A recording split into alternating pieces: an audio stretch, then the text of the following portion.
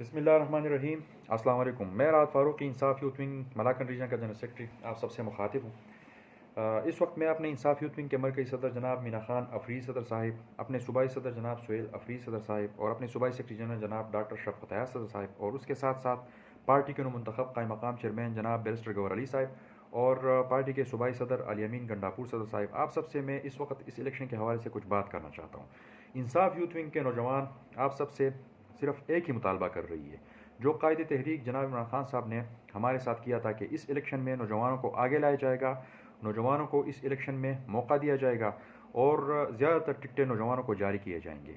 तो आज हमारा कायद हमारे दरमियान में नहीं है और वो जेल में बोगस मुकदमात में कैद है, लेकिन पार्टी क़ियादत से हम ये उम्मीद रखते हैं कि कायद ने जो नौजवानों के साथ वादा किया था तो वो पूरा किया जाएगा और इस इलेक्शन में नौजवानों को मौका दिया जाएगा।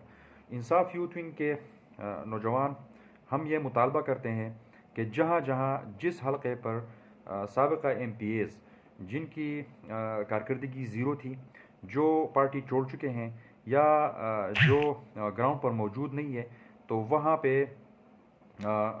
इंसाफ यूथ विंग के नौजवानों को मौका दिया जाए और खान साहब ने जो नौजवानों के साथ वादा किया था वो पूरा किया जाए। अगर हमारा ये मुतालबा नहीं माना गया और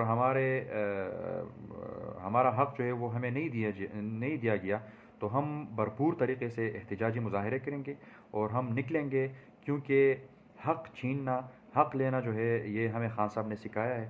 तो हम इसके ख़िलाफ़ भरपूर फिर एहतजाजी मुज़ाहरा भी करेंगे और इसके ख़िलाफ़ आवाज़ भी उठाएंगे। तो हम पार्टी क़ियादत से ये उम्मीद रखते हैं कि वो इंशाअल्लाह इस बार नौजवानों को मायूस नहीं करेंगे और नौजवानों को पूरा उनका हक़ जो है वो दिया जाएगा। शुक्रिया जी, वस्सलाम।